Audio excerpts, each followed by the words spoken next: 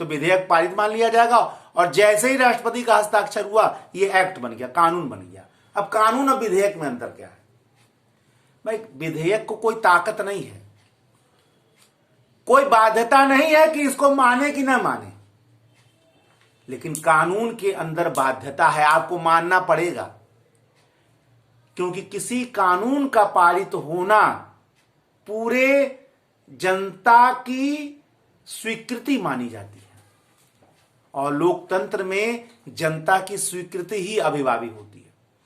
भले कुछ चंद लोग बैठकर संसद में कानून बनाते हैं, लेकिन चूंकि वो जनता के प्रतिनिधि माने जाते हैं, इसीलिए उनकी हामी में, उनकी स्वीकृति में पूरी जनता की स्वीकृति मानी जाती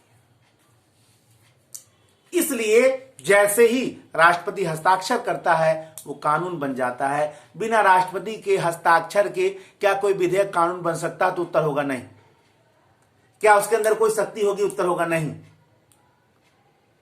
वो तो मात्र प्रस्तावों का पुलिंदा मात्र रहेगा।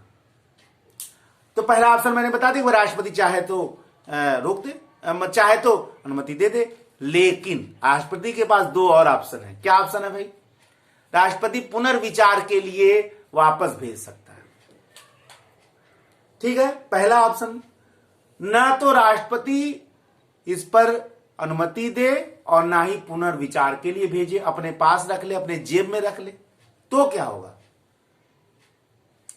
पहले ऑप्शन में अगर राष्ट्रपति पुनर्विचार के लिए भेजता है तो क्या हो सकता है?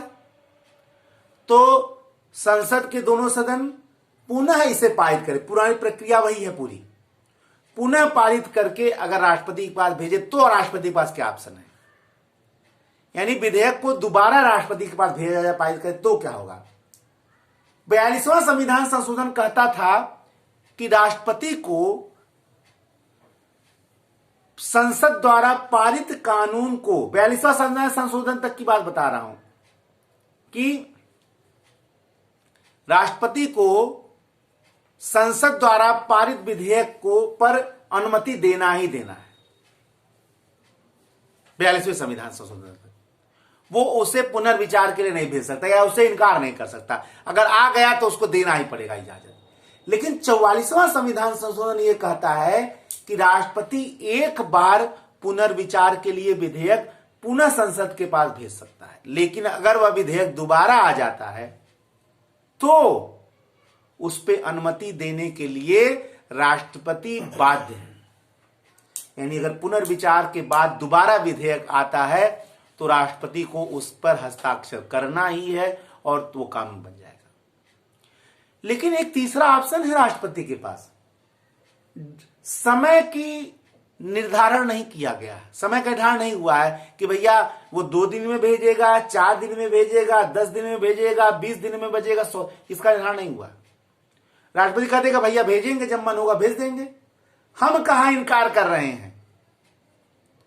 तो राष्ट्रपति के पास ऑप्शन है। भारतीय डाकघर संशोधन अधिनियम एक ऐसा अधिनियम था जो जन इच्छा के विरुद्ध था। एक ऐसे सरकार द्वारा भी यह पारित हुआ था जो बहुमत में नहीं थी। यही कारण है ज्ञानी जैल सिंह ने इसे अपने जेब में रख लिया और जेब में लेकर ही मर गए।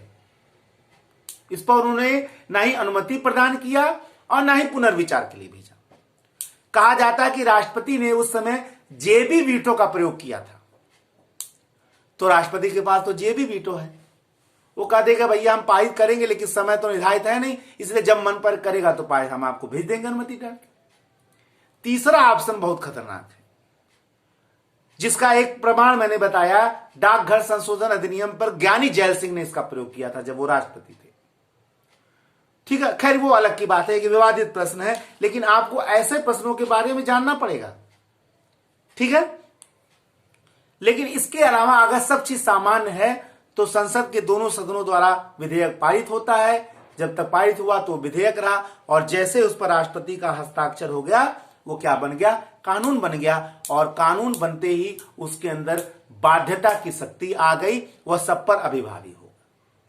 यह पूरी प्रक्रिया थी संसद के साधारण विधेयक का कानून बनने की। ठीक है ना, ये पूरा मैंने बता दिया। नेक्स्ट वीडियो में हम लोग धन विधेयक, वित्त विधेयक पढ़ा जाएगा और उसके बाद संविधान संशोधन विधेयक पढ़ा जाएगा। तब तक के लिए जय हिंद, जय भारत, वंदे मातरम, धन्यवाद।